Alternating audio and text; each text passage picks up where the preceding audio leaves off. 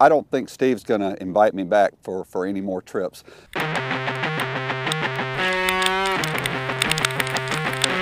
Came up and a massive cold front hit. Hunter from South Carolina, born in Alabama, was freezing and it was cold. We had snow flurries, we had hail, and the wind just howling, so he's probably going to have doubts about inviting me on any more trips.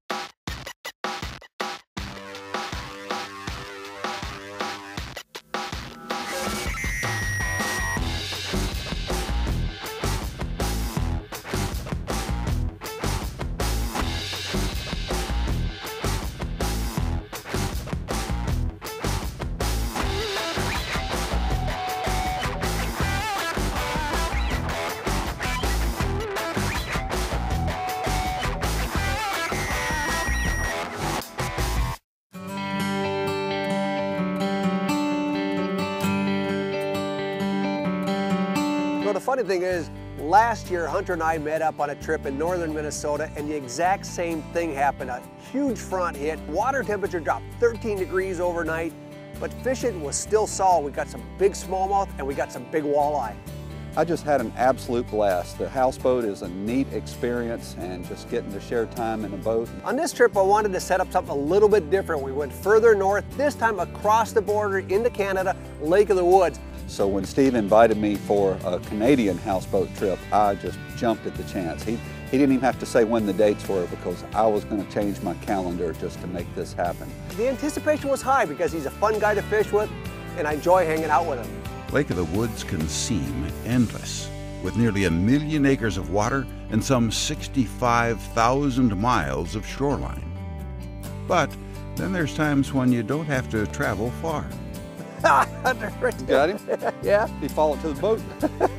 And we loaded up the boat and we headed out, and we only went 50 yards before we started fishing, and immediately, Oh yeah. goodness gracious. Good morning. Oh, that is fun. Look at this guy. Oh, we're a long way from the houseboat too. I love these fish. That is just, He said good morning. that's like a bodybuilder right there, isn't he? Just super Stout. super thick and heavy.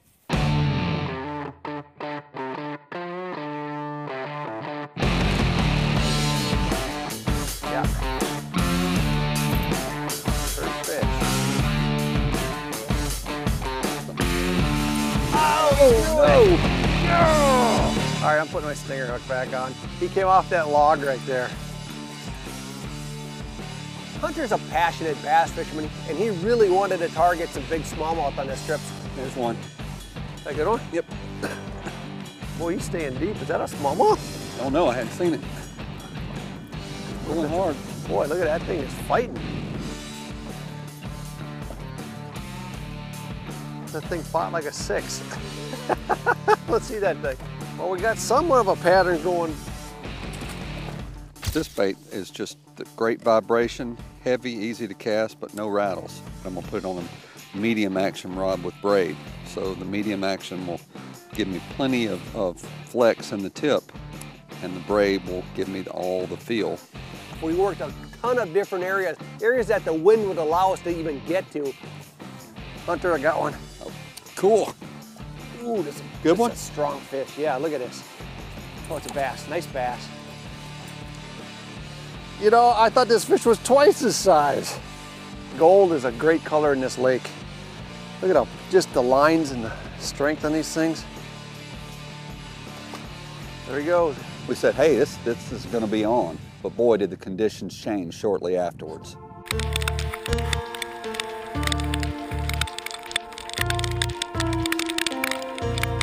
High winds, temperatures that plummeted, and then the snow hit. The conditions were tough, that's no doubt, and it just really makes fishing tough.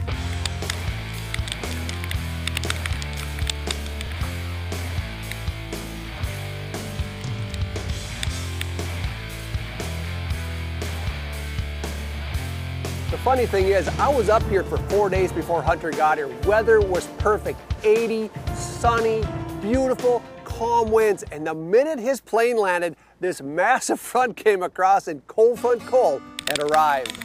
I had on long johns and pants, a blizzard suit, jackets, hoods, the works, and the wind was still biting through. Find out if this winter weather in September breaks when North American Fisherman returns. North American Fisherman is brought to you by Ranger Boats, still building legends one at a time. By Berkeley Tri-Lead, anglers trust Berkeley Tri-Lead, America's strongest. Quebec, providing emotions since 1534. Yeti Coolers, wildly stronger, keeps ice longer. And by these other fine sponsors.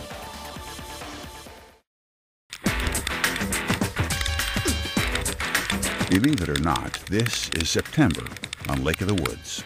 This is also September 2 days earlier. Steve Pennaz has seen the best of both sides on his trip north of the border up in Sioux Narrows, Ontario. His guest, Hunter Cole, came from the heat of the deep south, only to be welcomed by some very wintry conditions.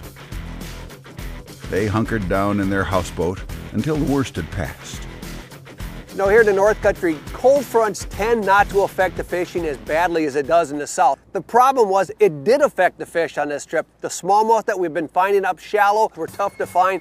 We decided to change gears and do some walleye fishing. And I really enjoyed the bottom bouncing. I had never done that before. There's one. Here's one. Well, that looks like a nice fish. We can turn that motor down. Beauty. There you go. All right.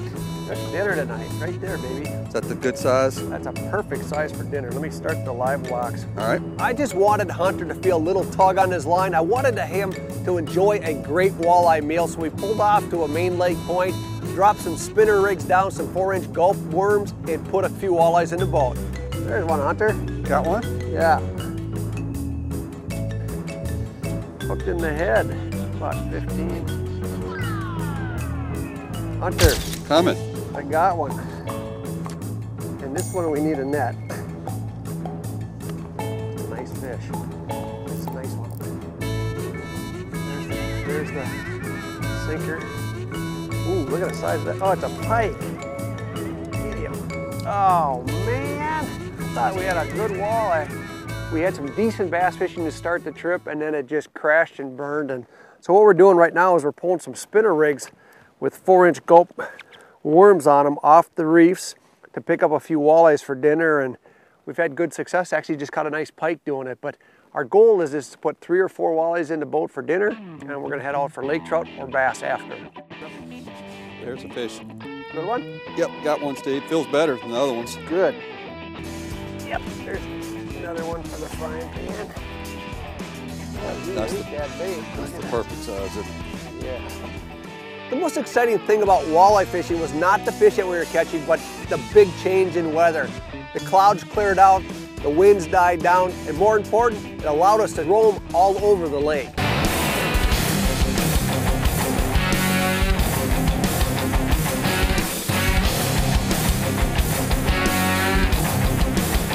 What was exciting for me on the last trip with Hunter is he had a first. He caught his first ever walleye with me, and on this trip I found out he had never caught a lake trout. So I'd like to add another notch to his belt, so we went after trophy lakers. Hunter, I'm gonna have you run the trolling motor for me. And immediately Steve had a strike, so I was like, wow, this is gonna be great. Look at this. Whoa! Whoa, dude! He was talking big fish, so I was all after going for this species. There he is. Oh my goodness. Look at that guy. What pound nano is this? It's 12. Take him in the head if you can. Oh yeah, baby! Yes! What a gorgeous fish. Isn't that huge? Oh, that's 25 pounds. Awesome fish. Barbless hook just comes right out. That's a flipping tube for bass. Whoa. All right. This is actually a char, not a trout. What would you say, 20 pounds? I'd say 18. 18. And it's a very old fish. These fish can live to 40, 50, 60 years old. And they're doing a great job protecting these here on Lake of the Woods.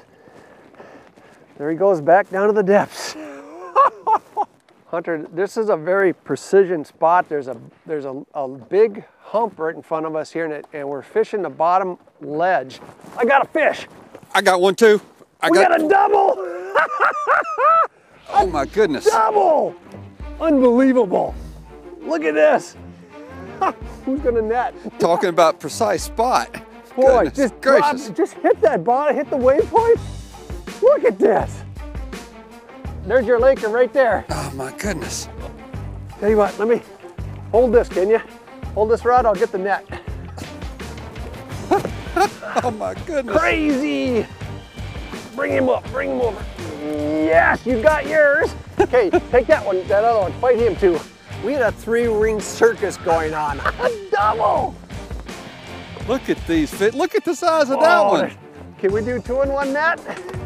Come here. Come on. We got him. Oh my goodness. Is that crazy or what? Woo. Oh, look at this. That's 30 pounds of Lakers right here. Now the net's another story. That net is designed for walleye and smallmouth. It's not designed for 20-pound Lakers. Isn't that cool? My heart's going, don't. Is that your first Laker? Oh, absolutely. Look at that. Drive to lake trout destination with fish like this. Let's drop them in. Let's just hold them upright a little bit.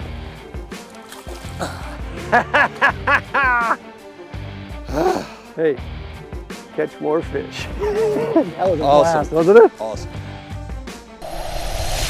When you use the right gear, you catch more fish. And I want you to enjoy the exact same success that we did on today's show. That's why we're giving you a chance to win the selection of lines and lures that we use, including a spool of 12-pound Berkley nanofilament, a spool of 10-pound Trilene 100% fluorocarbon, a spool of 30-pound Spiderware Stealth, a package of 3-inch Powerbait double-tail grubs, a package of 4-inch Berkley Power Tube Pro Tubes, a Sabile Stick Shad, a package of Gulp 4-inch night crawlers, and a package of Gulp 6-inch night crawlers.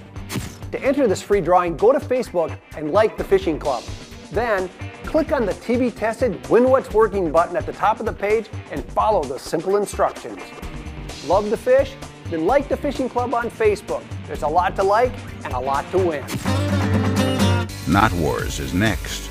And then Dr. Hal Schramm looks at pike size limits when North American Fisherman continues.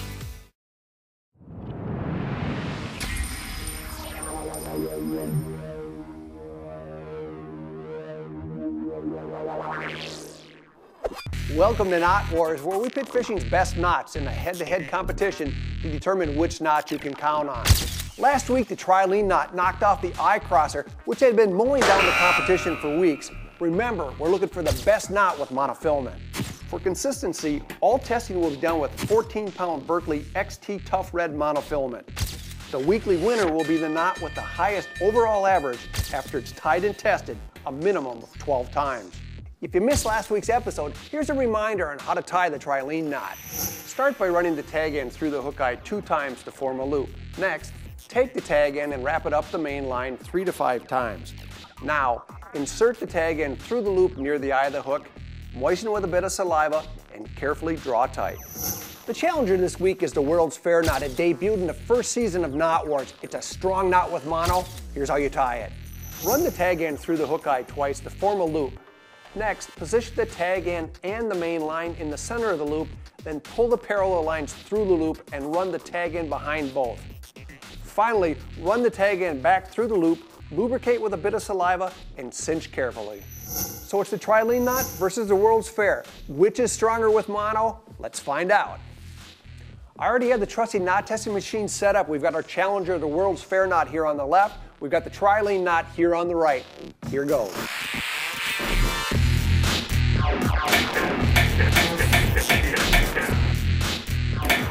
Oh, we have a winner.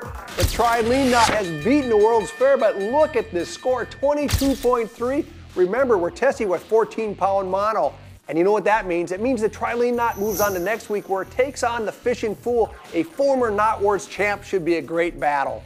By the way, if you'd like to practice the Trilene knot, the World's Fair knot, or any of the knots featured in Knot Wars, simply visit fishingclub.com and click on Knot Wars, or better yet, download the free Knot Wars app, now available for iPhone and Android. Knot Wars, because no good fish story ends in a broken knot.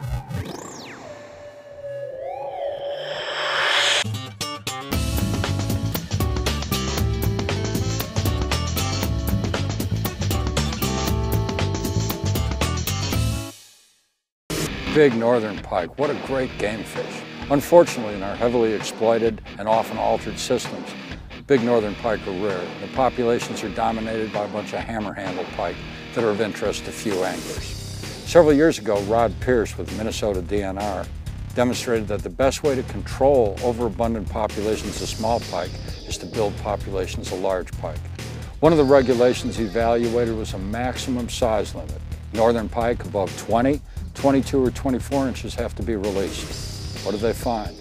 The abundance of northern pike over 24 inches and the abundance of northern pike over 30 inches increased. The second regulation evaluated was a 30-inch minimum length limit.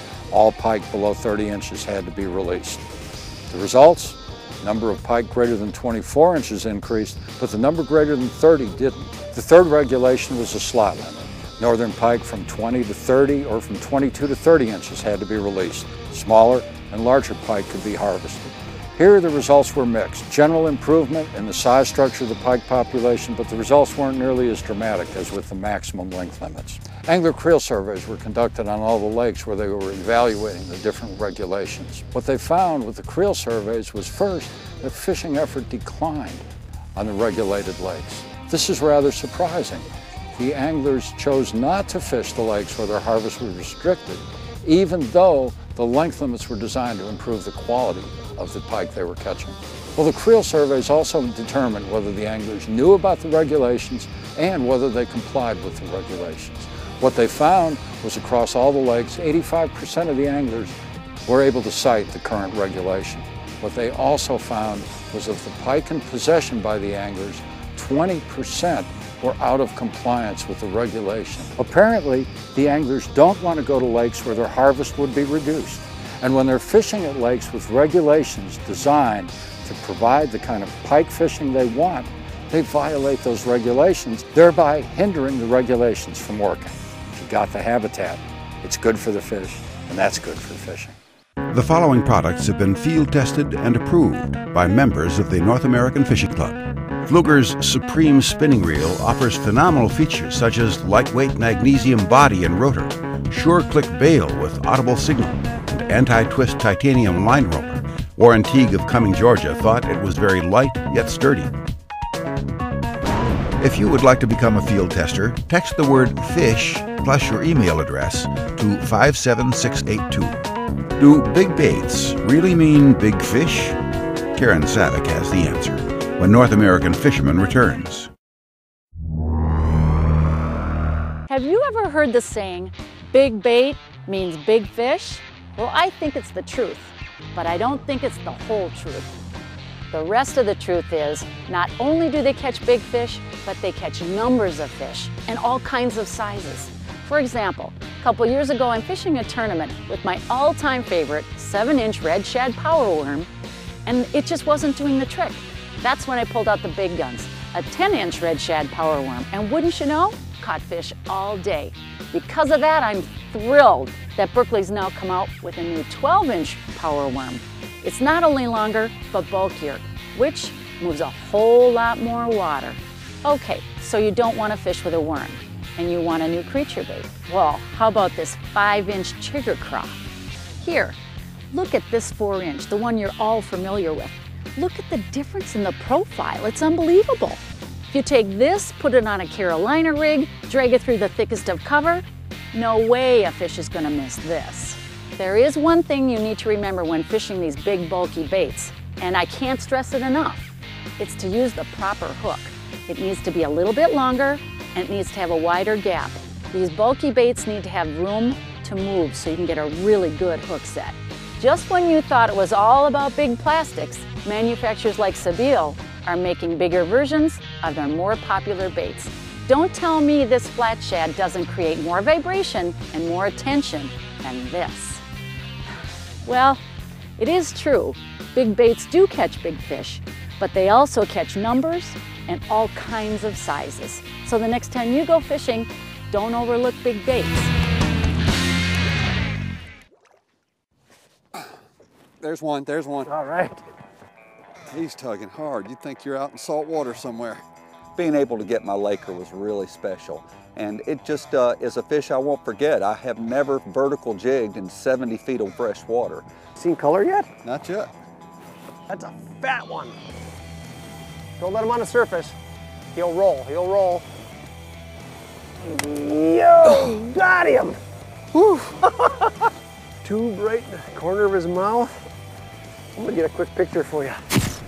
You know, Hunter, we've had rain, we've had wind, we've had snow on this trip, and the last day is beautiful, and we're catching some giant lake trout. Isn't that cool? It's been a great experience, Steve. North American Fisherman is brought to you by Yamaha Outboards. Reliability starts here. By Abu Garcia, for life. Berkeley Gulp Alive, looks alive, feels alive, tastes alive. And by these other fine sponsors.